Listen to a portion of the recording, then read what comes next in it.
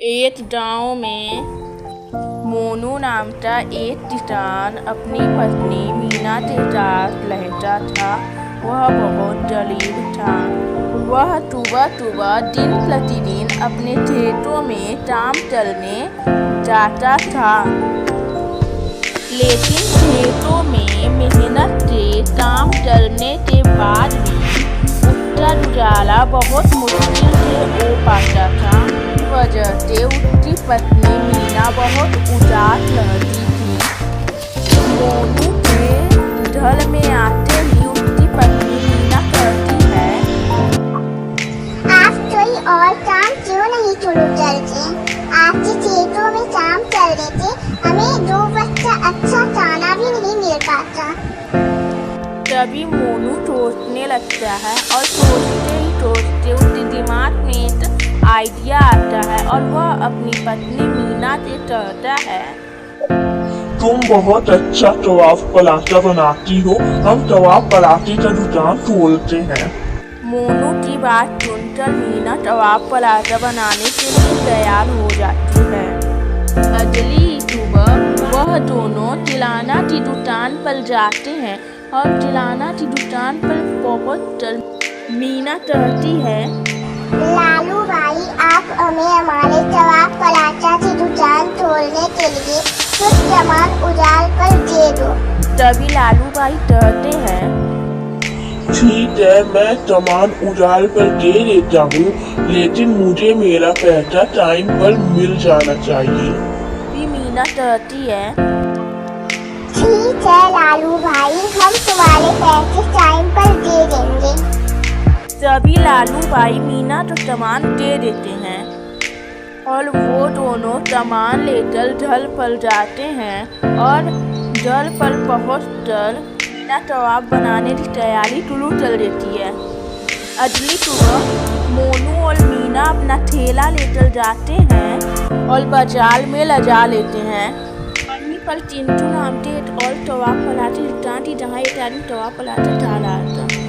बहुत समय बीत जाते हैं, लेकिन मीना ने कबाब पराठे खाने कोई नहीं आता। वहीं चिंटू की दुकान पे लोग कबाब पराठे खाने आते जाते रहते हैं। ये देखकर मोनू और मीना बहुत उदास होते हैं। एक हफ्ते बीत जाते हैं, लेकिन मीना हर सुबह की तरह आज भी अपने कबाब पराठे का दुकान लगाने बाजार में आ जाती है, जहाँ आज भी मीना को उदासी ही मिलती।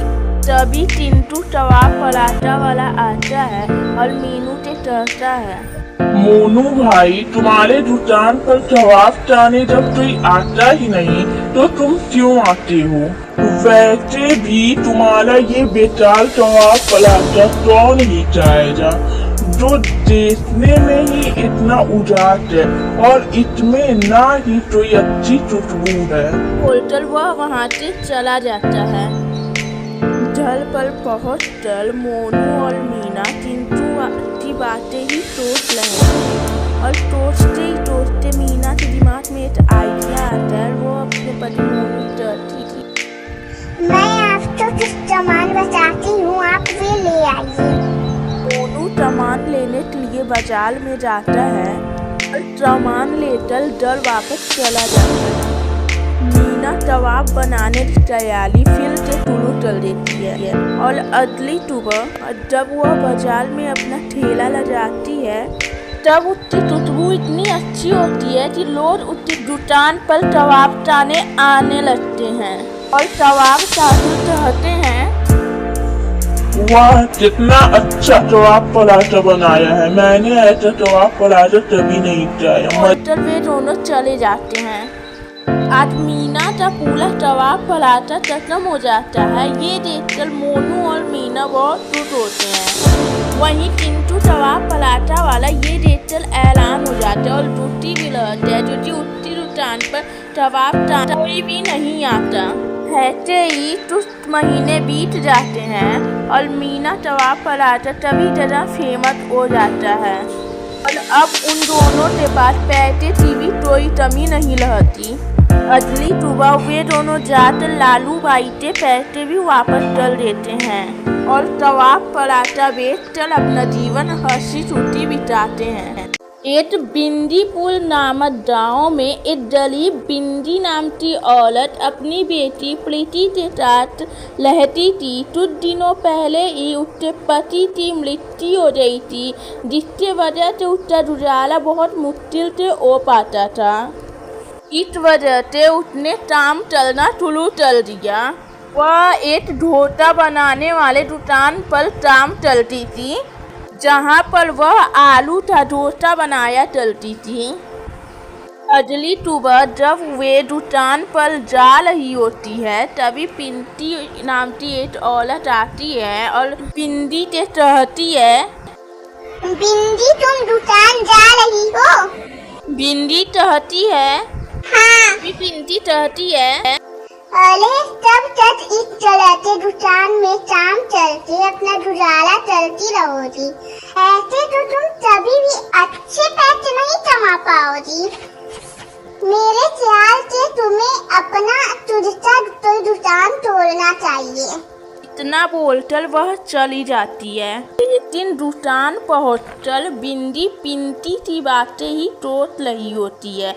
वह मन ही मन सोचती है कि उसने सही ही तो कहा, इस दुकान में मुझे अधिक पैसे भी नहीं मिलते। ऐसे में मैं अपनी बेटी को अच्छा जीवन कैसे दे पाऊंगी। तभी अमित अपना काम खत्म करके दुकान से जाता है। तभी बिंदी उसे लौट लेती है और कहती है, अमित भाई आप कहाँ जा रहे हैं?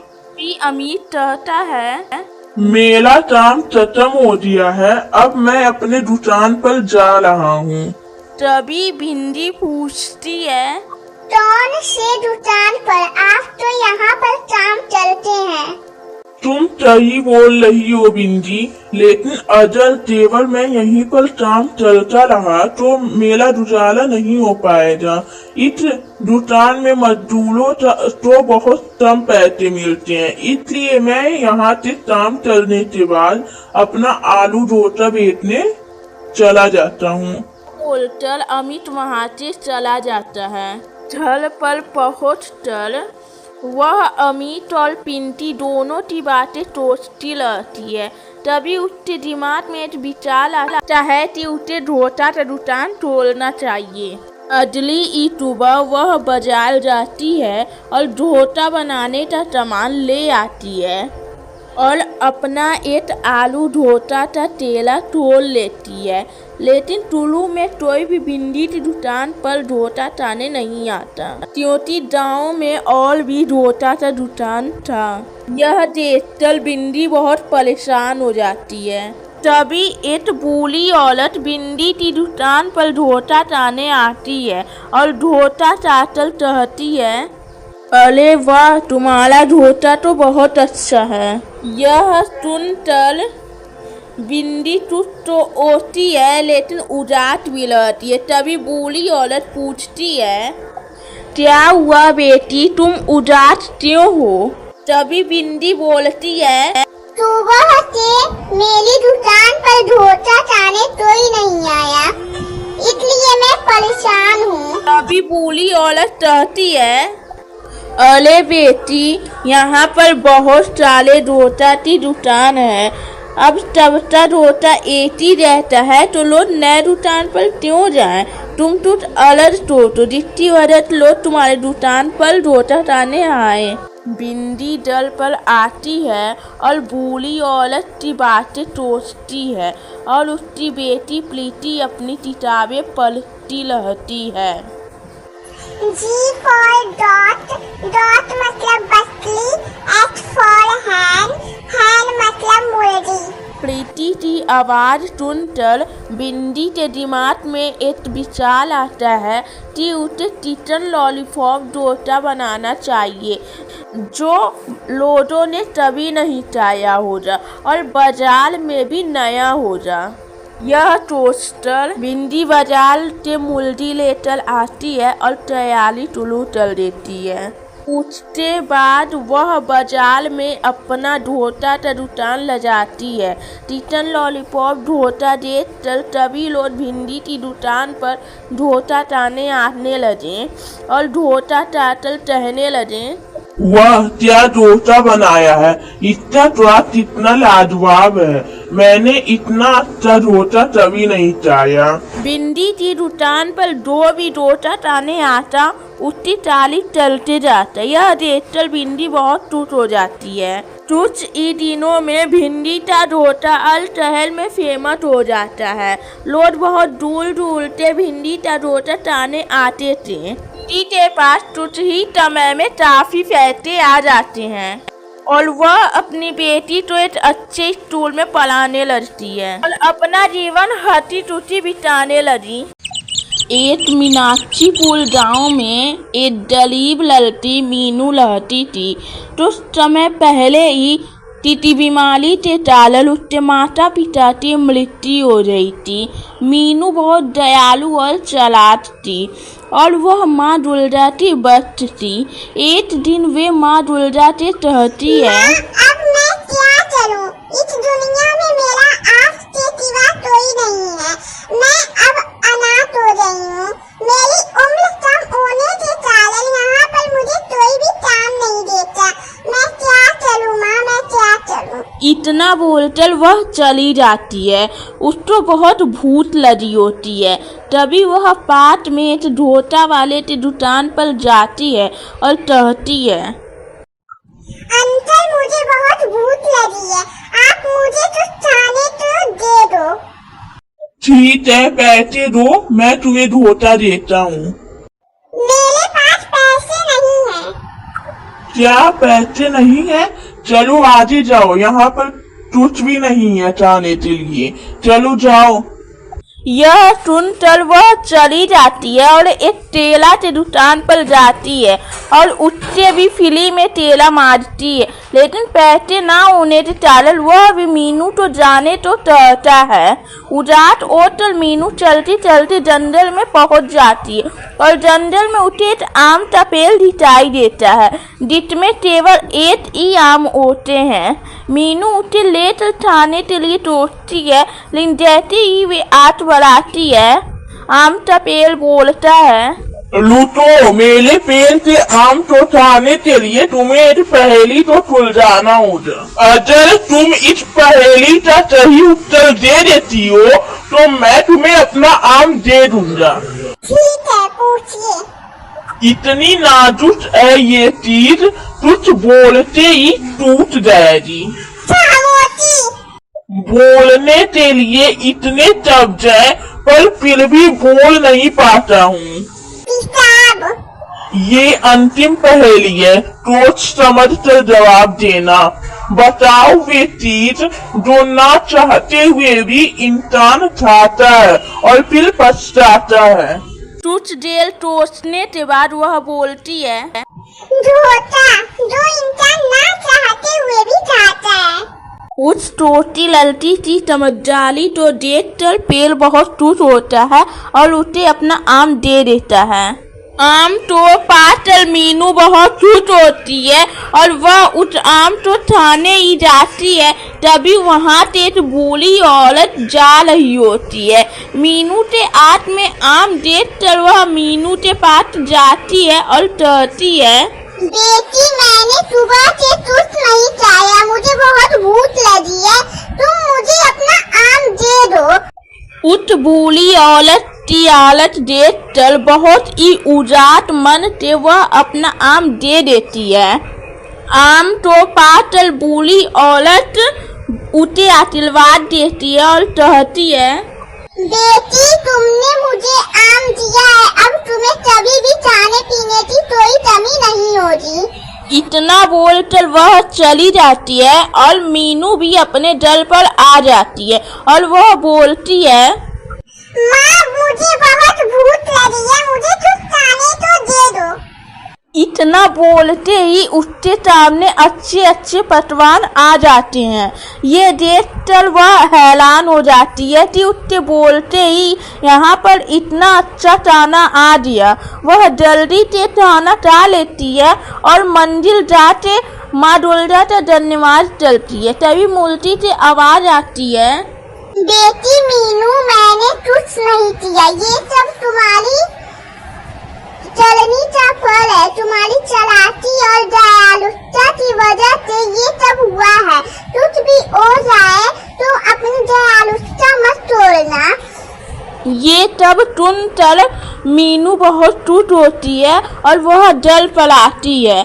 अब वे किसी भी दलीब और भूते लोडो तो देखती है तो उसे अपने डल पर लाकर बहुत ही फ्लेम से खाना खिलाती है। अब उसके पास खाने पीने की कोई भी कमी नहीं होती और वह अपना जीवन माता रानी का नाम लेकर अच्छे से बिताने लगी। अगर आपको मेरी वीडियो अच्छी लगी तो please like, subscribe and share कीजिए। अमित नाम का एक लड़का था। उसे भूतों के बारे में जानने का बड़ा शौक था। वह हमेशा भूतों और चुड़ैलों की कहानियां पढ़ता रहता। वह यह जानना चाहता था कि भूत होते हैं या ये सब एक मनगढ़ंत कहानियां हैं। रोज बस इस डर का माहौल बनाने के लिए ऐसा कहते हैं कि चुड़ैल होती है। वे यही सब सोचता रहता था। इस बात का पता लगाने के लिए उसने एक तरकीब निकाली। उसने स्कूल में अपने दोस्त से कहा कि 5 से कब्रिस्तान में आज रात हम दोनों चलेंगे और पूरी रात वहाँ जाट से पता चलेंगे कि चुड़ैल होती है कि नहीं। उसका दोस्त टास्क करने के लिए तैयार हो गया, पर कब्रिस्तान से अंदर जाने से मना कर दिया। अमित तैयार हो गया। जैसे ही रात हुई दोनों कब्रिस्तान के पास पहुँच गए। अमित अंदर चला गया और अमित का दोस्त वहीं कब्रिस्तान के बाहर इंतजार करने लगा। कुछ घंटे बीत जाने के बाद अमित के दोस्त ने अमित को कॉल किया और उससे पूछा, भाई क्या चुड़ैल दिखी? अमित ने जवाब दिया, नहीं। इस पे उसके दोस्त ने अमित से बोला, तू बाहर आ जा, हम लोग चल चलते हैं, मुझे बहुत नींद आ रही है। पर अमित ने अपने दोस्त से कहा, तुझे नींद आ रही है तो बाहर ही सो जा। आज मुझे पूरी रात यहीं लुटना पड़ा तो भी मैं लुटूंगा। मुझे आज पता चलना है कि चुड़ैल होती है कि नहीं, और जैसे ही मुझे चुड़ैल दिखाई देगी मैं बाद से तेरे पास आ जाऊंगा। इसके बाद अमित का दोस्त कब्रिस्तान से बाहर ही सो गया और अमित अंदर चुड़ैल का इंतजार करने लगा। काफी समय चुड़ैल का इंतजार करने के बाद अमित को नींद आने लगी और अमित वहीं सो गया। अभी अमित तो नींद लगी ही थी कि उसे वहाँ पे फावले से जमीन तोड़ने की आवाज आने लगी। अमित उठ के बैठ गया और उसने देखा कि एक सफेद साड़ी पहनी हुई औरत फावले से एक कब्र तोड़ रही है। अमित ध्यान से देखने लगा कि आखिरकार ये औरत कब्र क्यों तोड़ रही है। थोड़ी देर में उस औरत ने कब्र से एक लाश को बाहर निकाला और जंगली जानवरों की तरह आवाज करके उस लाश को नोच से खाने लगी। इतना भयंकर नजारा देख के अमित के आंख पैर कांपने लगे। जल के पसीना पसीना हुआ अमित चुपचाप जालियों से छुपा रहा और अनुमान चालिसा पलटा रहा। वे भगवान से बस यही मना रहा था कि ए भगवान आज बचा लो, आज के बाद कभी भी कब्रिस्तान में नहीं आऊंगा। काफी देर तक चुड़ैल ने उस मुर्दे को उठाया और फिर बच्चे के आगे मुर्दे के शरीर को सर खाने के लिए वापस कब्र में डालने लगी। तभी अमित के साथ एक हादसा हो गया। अमित का दोस्त अमित का आर चार पूछने के लिए अमित को कॉल करने लगा। कॉल की आवाज सुनते ही वे चुड़ैल अमित की तरफ देखी। जालियों में छुपे होने के कारण अमित ने सोचा चुड़ैल उसे नहीं देख पाएगी, पर ऐसा नहीं था। पलक झपकते ही चुड़ैल अमित के सामने चली हो गई। चुड़ैल को अपनी नजदीक देखकर अमित का शरीर ठंडा पड़ गया और वो वहीं पर जम गया। चुड़ैल आराम से अमित का आंख पकड़कर अपने साथ ले जाने लगी। अमित बिना विरोध के साथ उसके साथ जाने लगा। चुड़ैल आधी सारी हुई लाश से कब्र के पास पहुंची और उस मुर्दे की लाश को बाहर फेंक दिया और अमित को उस कब्र में दफन करने के लिए अमित को कब्र के अंदर चुड़ाने लगी। तभी वापस से अमित का कॉल आया। मोबाइल की रिंगटोन सुनते अमित को ओट आया और वे चिल्लाते हुए वहाँ से भागने लगा। अमित जिधर भी भागता चुड़ैल उसके सामने चली हुई मिलती। अब अमित को उसकी मौत सामने नजर आ रही थी। अमित चिल्लाते हुए अपने दोस्त के तरफ भागा। तभी अमित की आवाज सुनते उसका दोस्त कब्रिस्तान के अंदर आ गया और अमित को देखा कि वे पागलों की तरह इधर उधर भाग रहा है। उसने अमित को एक जोर से समाता मारा और उससे पूछा, चिल्लाते हुए ऐसे क्यों बाज रहा है? मैं यहीं तेरे पास हूँ। अमित ने अपने दोस्त को बताया, यहाँ सच में चुड़ैल है। इतना सुनते ही अमित के दोस्त ने अमित का आँख पसला और दोनों कब्रिस्तान से बाहर भाग गए। सीधा अपने जल गए। अमित ने जल पहुंच से सारी घटना अपने दोस्त को बताई। उसके बाद वे दोनों कभी भी उस कब्रिस्तान के आस पास भी नहीं गए।